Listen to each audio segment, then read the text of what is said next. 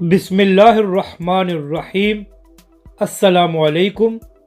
آپ دیکھ رہے ہیں یوٹیوب چینل عام سی باتیں۔ تحریک لبیک کے سربراہ علامہ سعد حسین رضوی کا بڑا انکشاف۔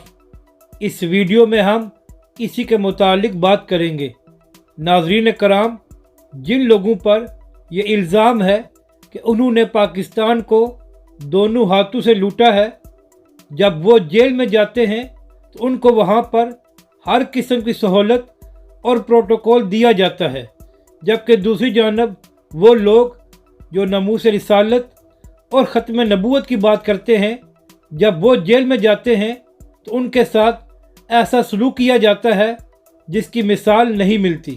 اسی کے متعلق بات کرتے ہوئے تحریک لبیک کے سربراہ علامہ سعد حسین رضوی نے کہا ہے کہ جب جیل کی سلاخوں کے پیچھے گرمی حد سے بڑھ گئی تو جیل کے ذمہ داران آ گئے اور مجھ سے کہنے لگے کہ حافظ صاحب، آپ کیوں اپنی جان پر ظلم کر رہے ہیں؟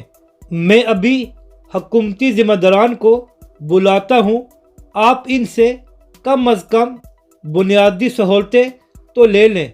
علامہ صاحب فرماتے ہیں، میں اس کی بات سن کر مسکرانے لگا اور میں نے اس سے کہا، اگر میں حکومت سے یہ سہولتیں مانگوں تو وہ مجھے دے ہی دے۔ میں اپنی گردن تو دے سکتا ہوں، لیکن حکومت کو وہ نہیں دے سکتا جو وہ مجھ سے چاہتے ہیں۔